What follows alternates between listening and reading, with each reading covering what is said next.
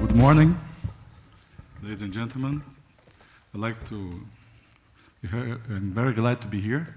Thank you for the school. Thank you for the students. Before I start, I'd like to say that Jakarta is much worse. We almost like Mumbai, all right. I try here to be as fast as possible and be open for questions after. We talk about Latin America. I don't want to talk about the numbers of Latin America, etc. The only thing I would like to say here in London is we are 40% of the population between America and Europe, including Russia. And more important than that, we grow. And probably what we grow, I don't know how it's going up. The growth of the region for the next 20 years be much higher than the sum of Europe and the United States. I have a particular vision about Latin America. Of course, it's very based in Brazil, which I come from. And Brazil represents 50% of the region. My vision is the following. We are very young. We were colonized 500 years ago, but the reality, our economy starts when the immigration comes. The end of 19th century, the beginning of 20th century, when the Italians, Spanish, Polish, Japanese people moved to the region. Pretty young. If you take the case of Brazil, Brazil was colonized by Portuguese. Portuguese are a very tiny country. They need space. And they have a dream, the dream to build a new China. They made a plan in 1650 to move to Brazil, to move the country to Brazil, which they execute in 1808. Because Napoleon invaded Portugal, the king of Portugal moved to Brazil with 60,000 people in the same day. How come you can do this if you don't have a real plan to do this? By the way, they did that with the help of the British. Of this story is the following. The reality, Brazil is 100 years behind the United States. Why? The population is, when we talk about economic population, it's not so different, based in immigration. But institutions, a big difference. Our republic starts 100 years after. And our industrial revolution, which United States is 1830, ours is 1930. Then we are 100 years behind. We explain a lot of the things happens in Latin America. Then my thesis is the following. In the next 100 years, will be great. And the charts show that. We are evolving. And I really believe that it's important for the Western culture, which have just 1 billion people, compared to 6 billion people for the other side, to protect, to develop, to create a region which has growth of population, and at the same time, same culture.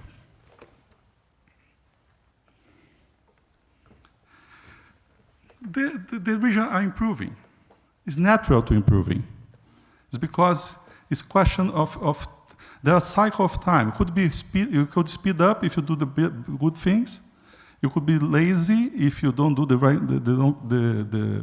good things. And I really believe the region is really very cyclical. And I think Obama is pretty a smart guy when he created this new situation with Cuba. Because finish the little rock which creates so much pain in our shoes, which is many people look at Cuba as an ideal place. 10 years, Cuba will be full of McDonald's, Marriott's, etc. It will be a great change in the region. P, private equity, which the markets are involved in, is in the region, is present since 1994. This is fundraising in the region. I don't want to spend a lot of time on this. Just show that what happens, Brazil, Colombia, Chile less, because Chile has a very good base of capital inside the country. But Peru, this is the country who attract more for private equity. But I think the main problem we have, I talk about Brazil now, especially about Brazil, is lack of savings. We don't save much. The government don't save much. The people are great spenders. And that's why they're great spenders, because they are a young population. They don't have a huge history, as in Europe. So many crises, people learn, have to save, how to save, etc. Which put us a pressure for capital, which, by the way, you have to raise abroad. And the region has to learn how to do this. Unfortunately, it's a slow process of learning. Brazil, as I said, is a big country, big challenge. The Portuguese did a great job in order to create a new China. Yeah, just in the beginning of the process, it's just 500 years. We have to spend probably more 2,000.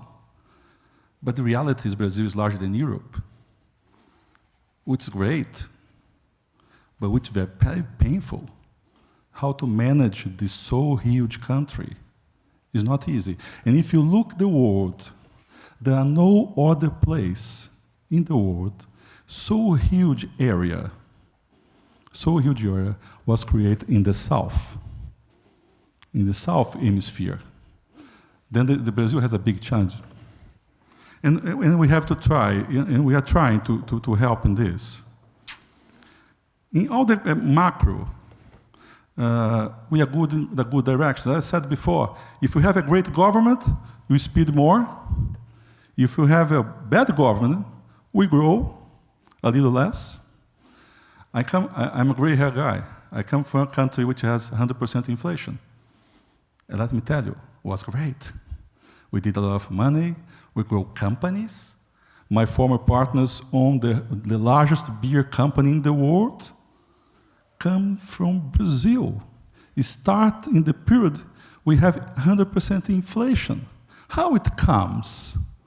It comes because it's big, has critical mass, has a good entrepreneurship there, and sometimes, when you live in difficult situations, you create some knowledge.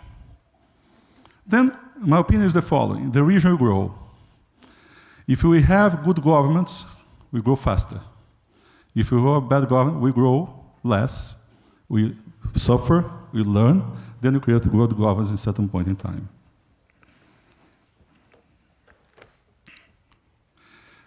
Look at the numbers, compare Brazil with United States and UK in terms of percentage of investment in private equity. It's almost nothing. My company has 23 years old. We, in 94, started the process in the region. We are just in the beginning. There are a lot of opportunities to do things there. GP was created in 1992, when for the first time we saw people comes to Brazil to understand how could invest in our companies. I was a CEO of a retail company. I started receiving investors from abroad. Very strange. People want to talk to me.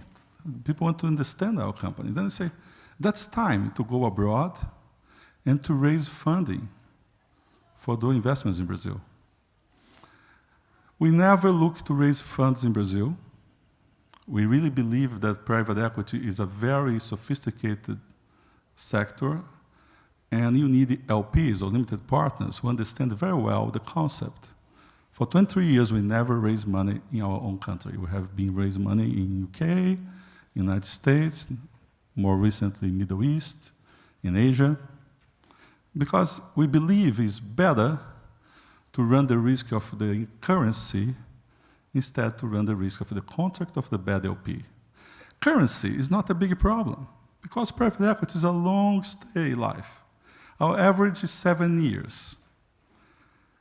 If I buy correctly, if I do a good job, in our market is not leverage, You have to grow the company, you have to grow EBITDA.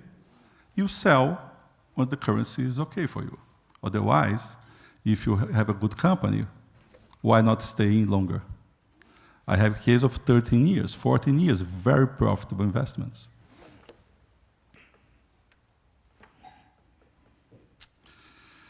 The main thing in private equity, of course, in everything you do in life, but private equity for sure is critical, is people.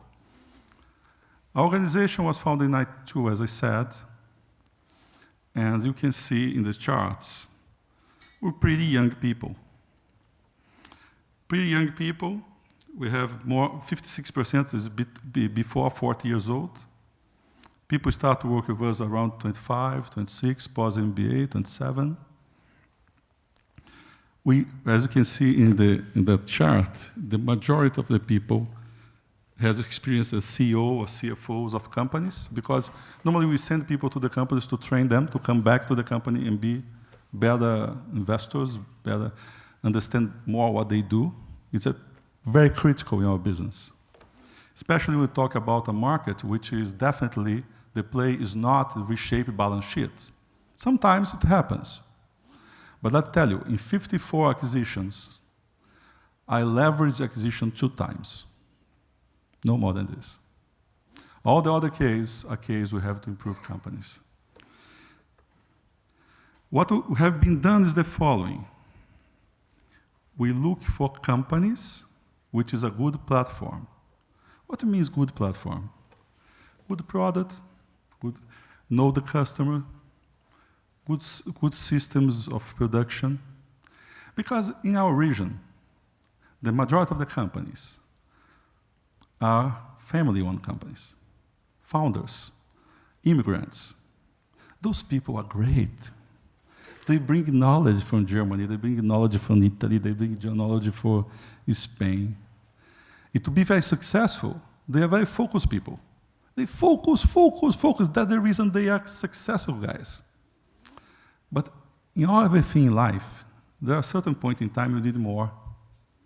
Not just the focus. You need something like planning, finance, how to treat people, how to incentivize people, etc., etc., etc. That's the moment we normally enter in the company. To do a big change, from good to great, to turn the company alive forever after the founder or after the family. That's the reason our main business is to take companies which are good companies and turn them in great companies, in bigger companies. In 23 years, we made 53 acquisitions, 15 different industries, all control, or share control. Normally, people look at this chart and say, these guys are crazy, they don't have any focus. We don't have a focus. We have a focus. Our focus is management. It's management. Give the companies better management. We really believe that the specific knowledge you could buy, specific knowledge you could acquire, but culture, company culture, that you have to create. You cannot copy.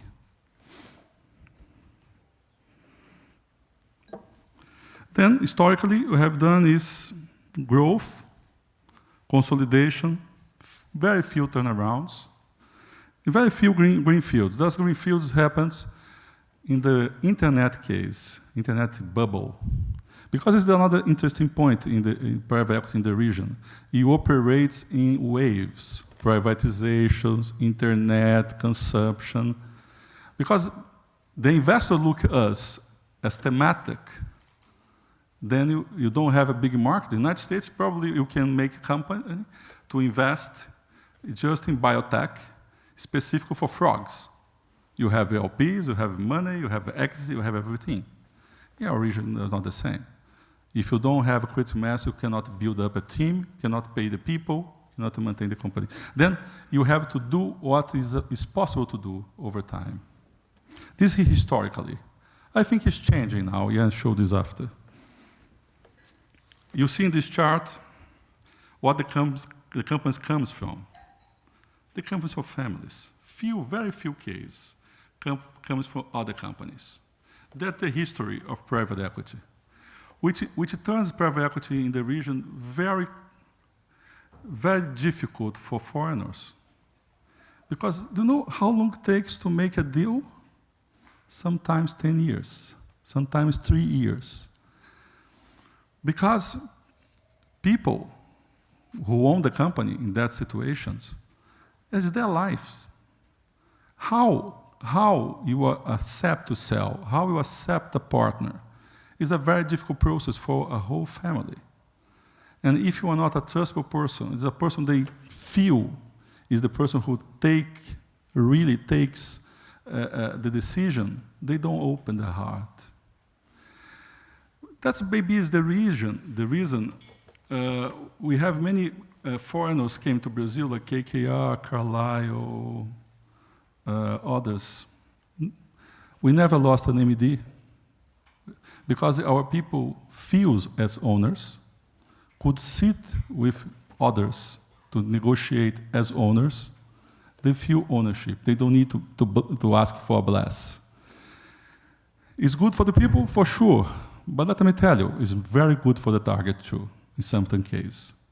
If people are looking for money, we are not the player. The people look for help, to hold their hands in bad times, because the investments in companies always has bad times. Normally has a good time when you buy, fantastic time when you exit, but in the middle, I guarantee that many nights you don't sleep. Then what I have done is try to be active. As you see, try to grow EBITDA, etc., to the board. It's a very important point. We are not guys to send people to companies. I said some of my partners went to companies to run companies. In '53, I did it 5 or 6 times. I did more for training my people than for the company. For the company, I have to build up a team to stay after me. Then I have to do everything to influence the company, to turn the company better, to board of directors. Then we have many weapons to do this. Falcone is our partner for the whole life. Try to push hard the companies to have alignment of interest between the goals and the management, to push hard the companies to look for creation of value. Because that's the only way I can remunerate myself, if I create value in the company. I don't have political agenda, I don't have ego agenda. I normally not stay in news, in newspapers or in magazines. I look just to create value. And many people talk about cost of entry. Well, I have here on a kind of series from 2004, 2013, in terms of multiples we had paid in our life. If I extend this to 92, it will not be different. For one reason or another, the multiple is around 6, 8 times every today. That's historically. For different, and again, when you go to those markets, you don't know. The only thing you know is the economic equation is not perfect. Always has lack of something. Sometimes lack of exits, sometimes lack of capital, sometimes is bad economic environment. You always have something who put pressure over the targets and put pressure over you. But I have seen, no matter if people are looking at the region or not, I don't have seen any problem to acquire companies in the right valuation. And by the way, it takes just Brazil. Hundreds of companies grow every year and pass the number of $200 million revenues. It's amazing. If you look, the 3 largest companies in Brazil, one of them is the largest in the world in their field. They have, in reality, 15 years old. Itaú will be here. I think the person from Itaú in London will be in this conference. They have a differentiation. They have Itaú BBA for corporate and Itaú for retail. And retail takes the small companies. As I know, they are receiving 300 companies per year in the corporate, because the companies go at certain size, they need to go to the corporate. It's very difficult to maintain the organization when you have this kind of movement.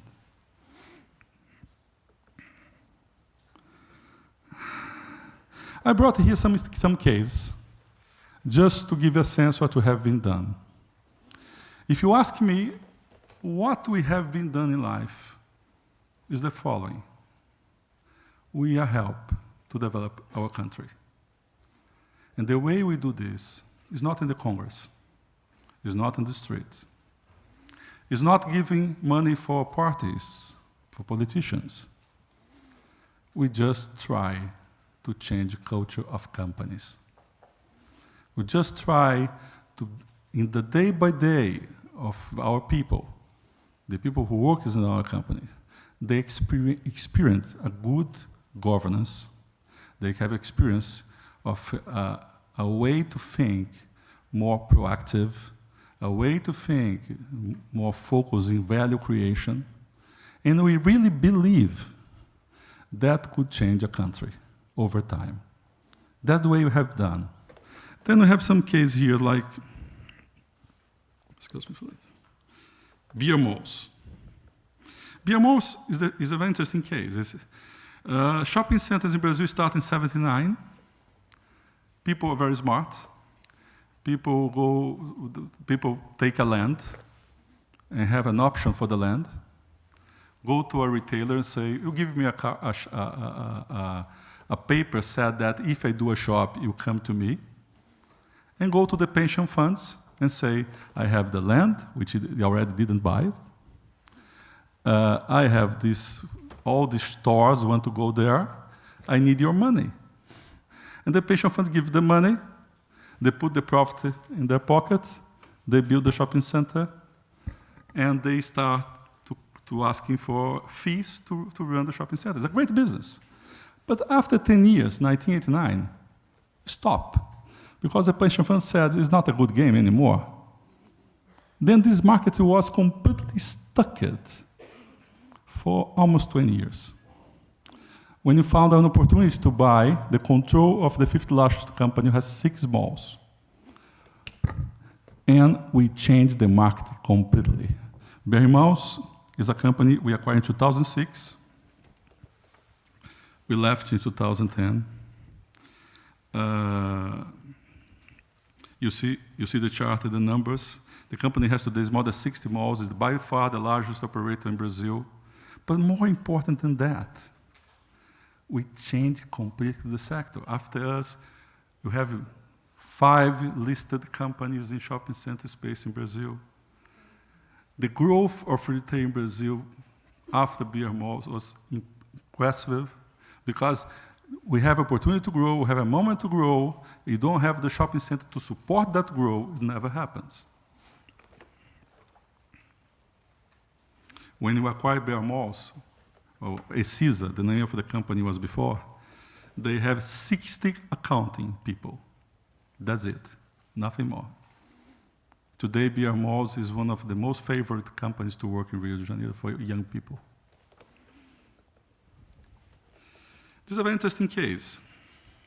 This is electric distribution in the poorest, by far, the poorest state of Brazil, and one of the largest, called Maranhão.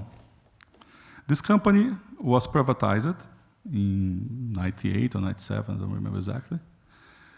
Who bought it for was an American investor who put people from Chile to run the company, which probably the temperature from January to December is 30 Celsius.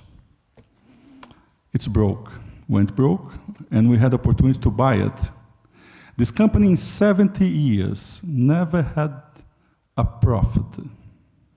And you see the numbers. We bought in 2003, we left in 2007. The leverage comes from 12 times EBITDA to 0.6. And the EBITDA comes from 70 to almost 400.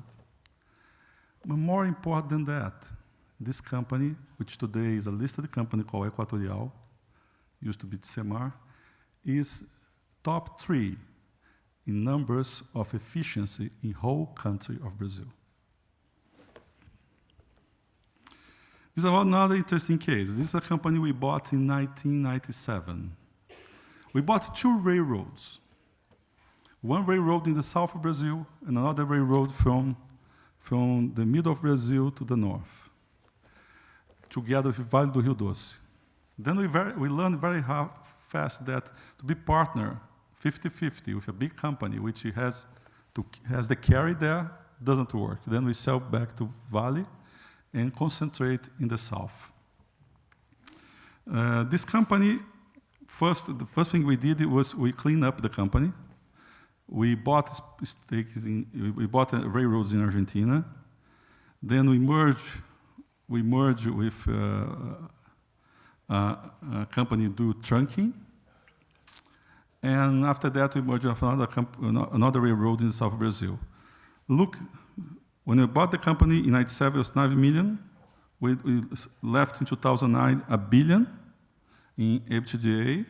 But more important than that, this company has 15 space for trainees every year for people who graduated.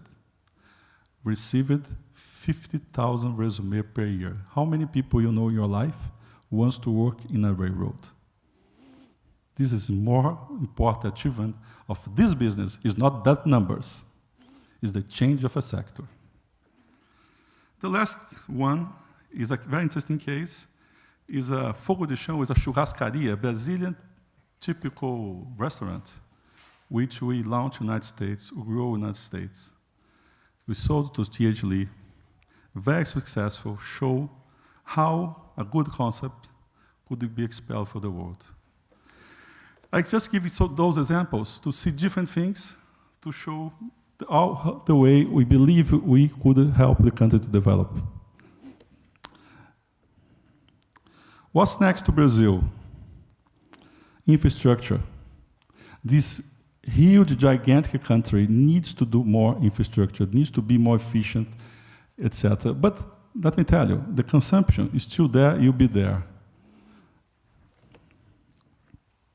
Today, GP is the following. We are a listed company. We own, in our asset management business, private equity, which is the examples I give to you. Based in the experience we had in so different sectors, we now operate in real estate and infrastructure because we believe both are endless game in Brazil, endless. In our lifetime, we don't see a limit for that. And more than that, we have BRZ, which are our asset management companies who operates for pension funds in Brazil. And very recently, we acquired 31% of a listed vehicle in Switzerland, which we manage 100%. Then today, we have a group for people in Zurich who invested this listed vehicle as a co-investors in emerging markets, using our experience in Brazil to invest with other general partners in emerging markets. Then we have today investments in Indonesia, in Africa, in China, leverage the knowledge we learn, our experience in Brazil. Thank you.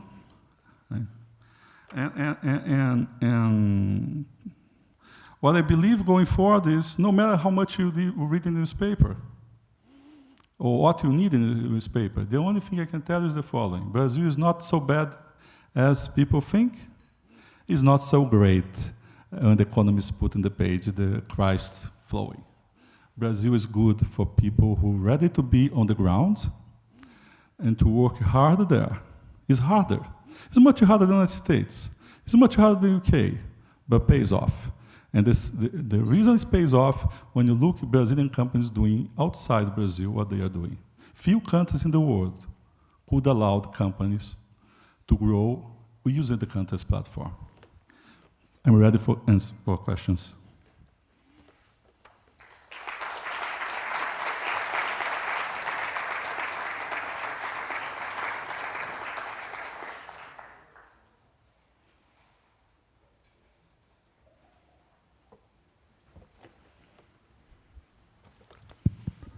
Hello, thank you for your great presentation. My name is Eugenio, a second-year MBA student. And my question is regarding the sourcing of your opportunities. How do you think that sourcing has evolved during the years?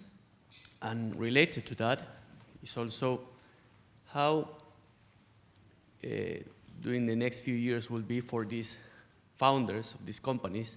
Probably they are now, like decades old. So do you think that is an opportunity for like new deals coming forward, this generational change from the founders of those companies? The first question was, excuse me. The first question was about how do you think how have you done to basically identify companies? The opportunities. We have a very strong effort inside the company to look in sectors and try to raise ideas. Because to be very honest to you, 95% we have been done in life, we knock the door. It's not the auction, it's not banks. Then we have to have some insights. And to be very honest, sometimes it happens reading newspaper and has the courage to knock a door. As time goes by, it's easier to do deals. Why have so many deals in Europe? 70% of the deals in Europe are sponsor to sponsor. What means? There are a bunch of companies in hands of private equity players, which allow, and these people are more ready to sell something. In our markets, we are based in the hands of founders. Then takes years and years. Again, it's a cycle.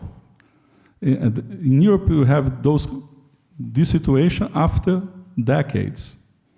Then I believe as time goes by, easier. But in my lifetime, don't change too much, my opinion. Hello, thank you for your great presentation. In your opinion, what are the skills? You said that in private equity, the people are really important and probably the most important asset for you guys. So what skills, in your opinion, or experience is most important for a guy who wants to develop his professional career to become someone? I think the most important skill is what you learn in your home. Because no matter if you're good in doing all the weapons in computers or mathematics or physics or whatever, if you don't have a long-term view about your career, if you don't have patience for wait till your money comes, the time is coming. If your short-term mind is not for private equity. Then when I look at a person for private equity, I mean not look, because 90% of the people comes to talk with us, they have MBAs in good schools, top schools. I look for their soul. And I look for people who has a soul ready to wait 10 years. People are not crazy because the friend in the investment bank do bonus every 6 months. That's the main important skill. Because it's a long-term business. And more, you have to deal with people, owners of companies, partners, other shareholders. The interpersonal relationship, capability to do that the right way is necessary, totally necessary. All the other things, which is very necessary, I suppose the people have it. Hi, thank you very much. How do you think that the current Brazilian government and the expectations of lower growth is impacting and will impact in the short run both investments of PE national funds as yourselves and international PE funds as well? To be very honest to you, I think international funds, they are more dependent on how the United States is good. Because if the United States is good, why spend time and effort and pay and share their fees with the local people? For nationals, it's always good. As messy it is, as blooming it is, it's better for nationals. But the PE market is there. is always there. When the bad times, you have great opportunities because there are no money. In good times, there are a lot of IPOs. You have great opportunities because people say, my neighbor is doing that, I need to do something. And they are more open to eventually do deals. Thank you for the presentation. You mentioned that you work in different industries because your approach is more with the management of the company. Yeah. What do you do to manage the company culture? If you have new entrants to the company that are not familiar with the company culture and that is something that you need to change, keep what's good, change what's bad, how do you manage that? You always have culture change, always, always. Because as I said before, founders are very focused, which creates a lot of energy, which gives growth to the company, but they don't look certain areas as important. Especially on the founders, lost their will to do the things harder as they've done 30 years before. They need executives, and that starts the problem. Because they don't know how to incentivize, how to take care of executives. Then in any case, their culture change. And how to lead with this, bring the right people, bring the right CFO, CEO, always the right CEO. We are not guys looking for, we need to change the CFO, we need to change the director, the commercial director. We have always looking for the CEO, the leadership. Because we talk about replace leaderships. Then that's our job. To be very honest to you, if it is easy, the public equity players could play much better than us. The big difference between us and the public equity players is the public equity players probably they are more analytical and they're more capable to take decisions of investments. But they don't have a capacity, they don't have the guts to go there, to put their hands. In countries as Brazil, to run the risk of your fiscal risk, labor risk, etc., in your own personal life. Fersen, thank you for your presentation. I'm Luis Moreira, alumni from London Business School. I saw you made an investment in Farmasa and Hipermarcas. Brazil is one of the stars for the pharmaceutical and medical device industry for the next 20 years. I didn't see any other company in your radar or in your chart in that space. Is there any reason for that? Yes, there are reasons, very easy to explain. All the things I have done is opportunistic. I said here that we look sectors to raise ideas, but we don't invest in sectors. We are not macro investors. We invest in assets. With an idea that every sector could be good sector, could be not so good sector. All sectors that are champion. And the champion always do money, do different. And if you look at what have been done, when we went in railroad, nobody believed. When we went to restaurant, nobody believed. How to do a Brazilian barbecue and make success in the United States. When we enter in SEMAR, the case of distribution energy, people say, these guys are crazy. We are the only guys bidding for that business by the time. Because our thesis is, no matter which sector we are in, if you could provide value from your management skill and your management acting in the company, is a good deal for me. That's led, in certain situations, I do a deal in a sector which I never do again. But of course, if I have done, the chance I do in the future is higher. Okay? Thank you very much for your time. It's a pleasure to be here.